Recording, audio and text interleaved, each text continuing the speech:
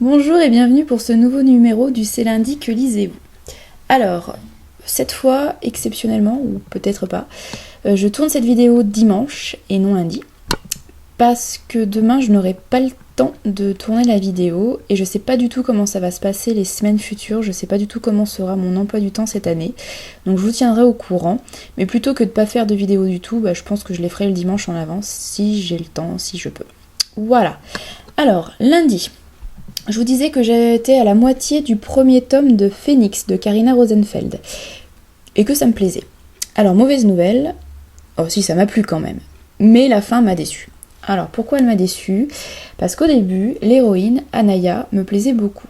C'est une héroïne que je trouvais intelligente, sensée, bref, elle avait plein de choses qui me parlaient, qui me plaisaient, et on avait pas mal de choses en commun. Donc moi j'aime bien quand les héroïnes me ressemblent un petit peu, je me sens tout de suite plus proche d'elles.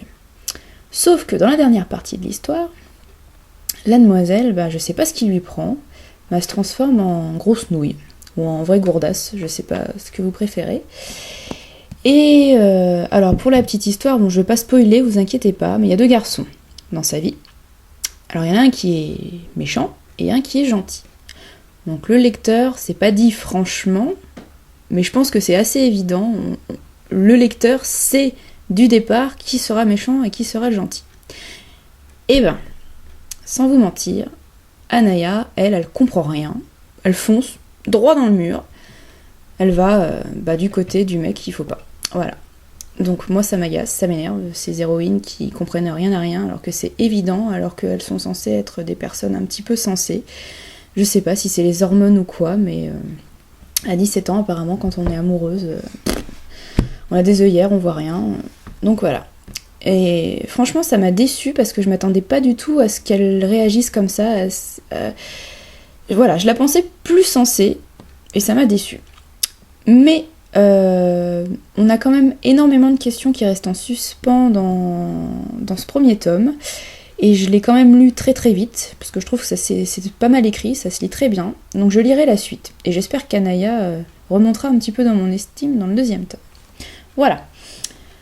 Lundi, je vous disais aussi que j'avais juste commencé, alors je sais pas si vous voyez bien, Quintessence y est mal, de Mathieu Guibé et Cécile Guillot. Alors, c'est un petit recueil, vraiment tout petit, il fait moins de 100 pages, de contes divers. Alors il y a 4 contes qui chacun reprend un des 4 éléments. Donc l'eau, la terre, le feu et l'air. Alors, je vous disais la semaine dernière que la première m'avait beaucoup plu, le premier conte, m'avait beaucoup plu. Et finalement, après avoir lu les 4, c'est, je pense, celui qui m'a préféré. Celui que j'ai préféré, pardon. J'ai vraiment beaucoup aimé, c'est très poétique, c'est celui qu'a écrit Mathieu Guibé seul. Et donc c'est celui qui reprend l'élément eau. Et il s'appelle La Princesse des Neiges. Il est vraiment super bien, vraiment très beau, très poétique, il m'a beaucoup plu. Ensuite j'ai beaucoup aimé le troisième, écrit à 4 mains par Mathieu Guibé et Cécile Guillot, qui s'appelle La Dernière Flamme. Donc c'est sur l'élément feu. Ça parle du dernier dragon. Et je l'ai trouvé très émouvant et assez original, j'ai bien aimé. J'ai aussi aimé le court texte de Cécile Guillot, qui est dédié à la Terre, qui est assez original, mais je l'ai trouvé un petit peu court. Disons qu'on a un petit peu de mal à vraiment entrer dans l'histoire en si peu de pages. Bon, j'ai déjà du mal au départ avec les courts textes, mais là je pense qu'il doit faire même pas 10 pages, et c'est vrai que moi j'ai un petit peu de mal à me souvenir déjà d'un texte qui fait 10 pages, ça passe tellement vite, on le lit en 5-10 minutes, donc vraiment ça passe... ça rentre par une oreille et ça ressort par l'autre, voilà, c'est un petit peu ça. Et alors le dernier, qui est très joli aussi, et qui a été aussi écrit comme le troisième par Mathieu Guibé et Cécile Guillot, et celui-là il reprend le thème de l'air et aussi de l'écriture. Il est joli, mais je l'ai trouvé peut-être un petit peu plus classique dans sa construction et dans son thème, voilà. Donc, un très bon recueil, j'ai trouvé, vraiment très sympa. Si vous aimez les contes, surtout n'hésitez pas, ce petit recueil coûte 5€, vous pouvez l'acheter sur le site de Mathieu Guibé, peut-être sur celui de Cécile Guillot si elle en a un, je sais pas. et sur quelques librairies en ligne, il me semble, ou alors en séance de dédicace si vous avez l'occasion de les voir. Voilà, je vous conseille Quintessence y est mal. Ensuite, à la fin de la semaine, j'ai lu le premier tome de Glitch, de Heather Anastasiou, je sais pas. Alors là, c'est la déception. Je pense qu'avec Caleb, c'est le deuxième livre que j'ai le moins apprécié de la collection R. Alors pourquoi c'est une déception? Parce qu'on nous promet une dystopie. Alors c'est vrai que dystopie il y a. Et même si elle est pas trop mal amenée, j'ai trouvé qu'elle n'était pas très très originale. Disons que ça reste assez basique, assez simpliste. Donc en fait, pour la petite histoire, dans ce monde créé par Heather Anastasiou, les personnes ont dès leur naissance une petite puce implantée, vous voyez sur la couverture, à la base de la nuque, à la base du cerveau.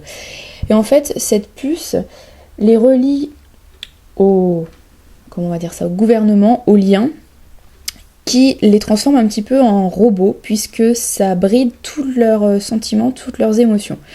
Donc ils connaissent pas l'amour, ils connaissent pas la joie, ils connaissent pas la tristesse, enfin bref, toutes les émotions des êtres humains. C'est des vrais robots, des vraies machines, ils marchent comme des zombies. Quand il y en a un qui se fait attraper par les autorités et agresser dans la rue, réagissent pas, des robots. Et donc il y a certaines personnes qui ne sont pas encore adultes, puisque une fois que vous êtes adulte dans cette société, en fait vous êtes perdu. Si on essaye de vous enlever la puce que vous avez à la base du crâne, c'est foutu, vous êtes en mort cérébrale, donc voilà, c'est pas la peine. Donc il y a des adolescents, et des jeunes adolescents, qui glitchent, d'où le titre. Donc glitcher, c'est en fait bugger, en gros. C'est la puce que vous avez qui a un petit bug, et qui pendant quelques minutes, à quelques heures, à quelques jours, vous retire le lien. Donc en fait, vous n'êtes plus un robot et vous pensez comme un être humain, vous avez les sentiments comme un être humain. Donc en fait, comme vous êtes surveillé dans ce gouvernement, il y a des caméras partout, il y a les autorités qui sont là, les régulateurs, je crois, ouais c'est ça, qui sont dans toutes les rues. Quelqu'un qui a des sentiments et qui n'agit pas comme un robot, ça se remarque. Et donc l'héroïne, elle, qui s'appelle Zoël, mais qui se fait surnommer Zoé, oui c'est ça, l'héroïne glitch. Voilà, en gros c'est ça l'histoire. Et, alors pourquoi j'ai pas aimé? C'est parce que j'ai pas aimé les personnages. Mais alors pas du tout, je les ai détestés, ils m'ont énervé du début à la fin, notamment l'héroïne. Alors on va reprendre le même défaut que dans Phoenix. L'héroïne, c'est une grosse gourde. Voilà. J'en peux plus des héroïnes de 16-17 ans qui ne voient pas plus loin que le bout de leur nez et qui... Voilà, dès qu'il y a deux garçons dans les parages, parce que forcément il y a encore deux garçons, ce triangle amoureux comme d'habitude. Alors, il y a deux garçons, il y en a un qui est plutôt gentil, un qui est plutôt mauvais, mais il faut se méfier des apparences. Mais alors les filles, on va vers celui qui semble beau, celui qui semble fort, celui qui semble gentil, mais voilà. Et donc, à chaque fois, et c'est encore le cas pour Zoé, pour cette héroïne-là, elle fait mauvais choix, elle voit rien du tout, alors que nous, on sait que... et ça m'énerve, ça m'agace, j'ai envie de rentrer dans le bouquin et de lui dire « Mais ouvre les yeux, espèce de gourde, tu comprends rien, t'es nul. » Voilà, elle m'a énervée. Alors, jusqu'au bout du livre, je me suis dit peut-être que c'est un leurre de la part de l'auteur, peut-être qu'elle nous mène en bateau et qu'au final on va avoir un retournement de situation et que peut-être, mais non. En fait, non, j'avais bien vu du départ que Zoé était une grosse gourde et qu'elle faisait le mauvais choix, et finalement, oui, c'est une grosse gourde et elle fait le mauvais choix, il n'y a pas de leurre, c'est bien la vérité, c'est bien la réalité. Voilà. Donc c'est essentiellement à cause des personnages que Glitch m'a déçu. C'est pas mal écrit, bon ça reste de la littérature jeunesse, young adulte, donc c'est pas extraordinaire, j'ai trouvé ça moins bien écrit que Phoenix par exemple. Et comme les personnages m'ont énervé du début à la fin, j'avais pas très envie de continuer ma lecture, d'ouvrir le bouquin. Donc j'ai terminé ce matin et je suis contente de l'avoir terminé. Voilà.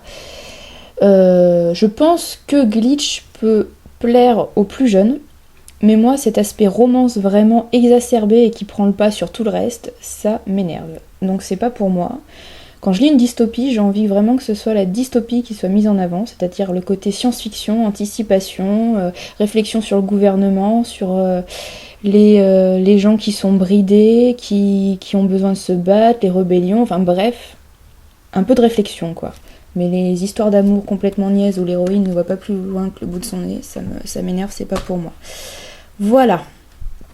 En ce moment, je lis, enfin j'écoute plutôt, c'est un audiolib, 1Q84, je sais enfin le dire puisque les personnes qui lisent le livre le disent comme ça, de Haruki Murakami. Alors c'est la première fois que j'utilise un livre audio, c'est ma première expérience, et pour tout vous avouer, pour le moment, je suis pas convaincue du tout. J'ai écouté les 8 ou 9 premiers chapitres du premier CD, parce qu'il y en a 2, voilà, et franchement, je peine énormément à me concentrer.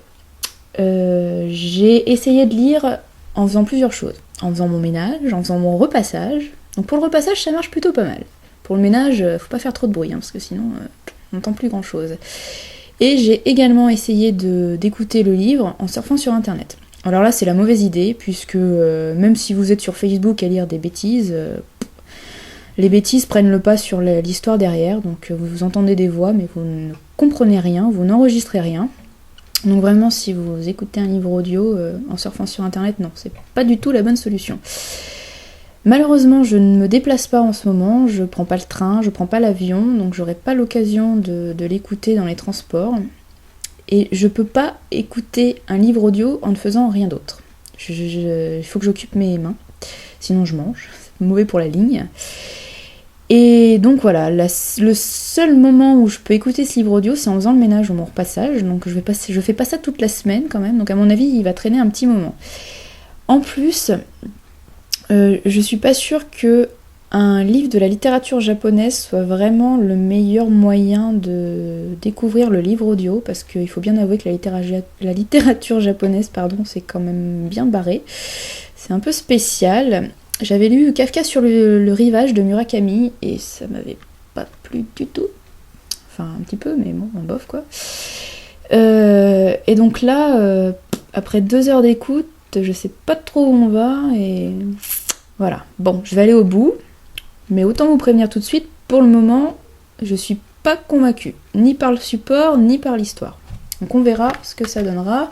Je vous ferai un petit bilan la semaine prochaine, j'espère que j'aurai avancé. À mon avis, j'aurais pas fini, parce que 17 heures d'audio en tout, jamais je pourrais les mettre dans ma semaine, c'est pas possible. Mais j'espère que j'aurai bien avancé pour pouvoir vous en parler.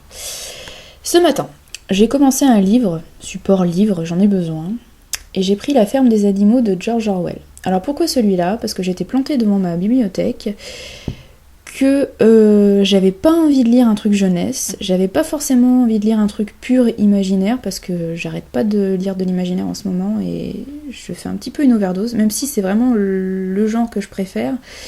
Là, j'avais envie d'un truc un peu plus, je sais pas, un truc différent. Donc j'ai hésité entre des policiers, entre de la littérature contemporaine, et puis finalement j'ai pris celui-là parce que déjà il est court, il fait 150 pages. Voilà, donc j'ai lu 50 pages déjà, un tiers en une demi-heure, c'est très vite. Et en plus, il fait partie de plusieurs de mes challenges, et c'est quand même un classique du genre. Donc voilà, plein de raisons pour le sortir de ma palle. J'ai lu que 50 pages pour le moment. Je peux déjà dire que c'est super bien écrit, ça change des livres jeunesse quand même, même si les livres jeunesse ne sont pas mal écrits, c'est juste que ça manque parfois un peu de profondeur. Et là, c'est un plaisir de lire, les phrases sont belles, on a des vrais temps du récit, c'est bien construit. Voilà, ça me manquait et franchement ça fait plaisir. Je vous en parlerai plus la semaine prochaine aussi, je pense que je le finirai ce soir, en tout cas je vais essayer de le lire vite. Pour le moment ça me plaît, mais un tiers du livre, je sais pas trop comment ça va continuer. Tout ce que je peux vous dire, c'est qu'à mon avis il y a 2 niveaux de lecture. Dans La ferme des animaux, vous avez la lecture premier degré où des animaux chassent les fermiers, les agriculteurs de la ferme et prennent le pouvoir. Et vous avez aussi le niveau de lecture plus poussé. En fait, c'est une comparaison, métaphore de la société de l'URSS, parce que le livre a été écrit en 1945, je crois, première publication. Donc c'est un petit peu sur le gouvernement en URSS, totalitarisme et ce genre de choses-là. Voilà, mais je pense qu'on peut faire les 2 niveaux de lecture. Si on veut vraiment rester dans vraiment le premier degré, on peut. Mais c'est vrai que c'est plus intéressant, je pense, d'aller voir un petit peu plus loin. Voilà, je vous en dis plus la semaine prochaine. Cette semaine, j'ai prévu de lire. Alors là, c'est grosse panique devant ma palle. J'ai trop de livres à lire. Non, c'est un plaisir d'avoir plein de livres à lire, mais c'est vrai que quand on est un petit peu indécise comme ça, c'est super dur de choisir.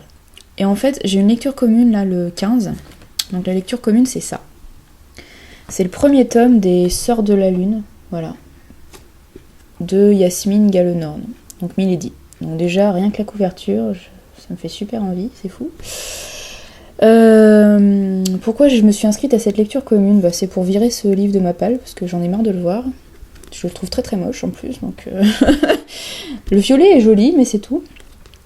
Donc voilà, il faut que je le lise vite. Alors ce matin, j'ai essayé de me lancer, j'ai lu les 3 premières pages et je me suis dit, oh là non, c'est pas possible, ça va pas le faire. Donc c'est pour ça qu'après, je suis allée devant ma palle et que j'ai pris la ferme des animaux. Je vais vraiment essayer de le lire, déjà pour pouvoir faire la lecture commune, même si c'est pas obligatoire ni rien. Puis j'ai vraiment envie de le faire sortir de ma palle, je pense que comme ça, s'il me plaît pas, je pourrais le troquer ou le revendre, m'en débarrasser. Enfin bon, je dis ça, mais si ça se trouve, je vais adorer, peut-être, je vais beaucoup rire, mais en tout cas, de ce que j'ai lu pour le moment, les 3 premières pages, l'héroïne... Bref, on verra ce que ça donne. Je vous dirai la semaine prochaine si je me suis lancée ou alors si j'ai abandonné, si j'ai complètement zappé la lecture commune. Mais alors pour le moment, vraiment, c'est pas du tout le genre de lecture qui me tente. Voilà, je vous dis, l'imaginaire et en particulier la bitlit, en ce moment, ça me fait pas envie du tout.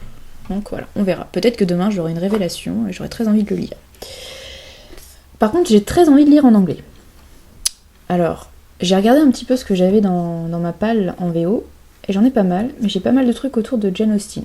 Ou Jane Austen. Alice, si tu passes par là, peux-tu me donner ton avis, s'il te plaît ? Parce que j'ai les 2 sons de cloche. Il y en a qui disent Jane Austen et d'autres Jane Austen. Personnellement, je préfère Jane Austen. Mais je sais pas, et ça m'énerve. Alors, si tu pouvais me dire lequel est le plus employé, lequel est officiel, ça serait sympa. Bref, tout ça pour se dire que j'ai... Voilà, plein de livres dans ma palle en VO, mais c'est surtout de la littérature para-austenienne. Et bizarrement, en ce moment, j'ai pas envie de lire la littérature para-austenienne. Pourtant, j'adore, mais ça me fait pas envie pour le moment. Donc j'ai pris un truc jeunesse qui, je pense, se lira vite. C'est le 3e tome des désastreuses aventures des orphelins Baudelaire. Donc en plus, les livres, ils sont super beaux.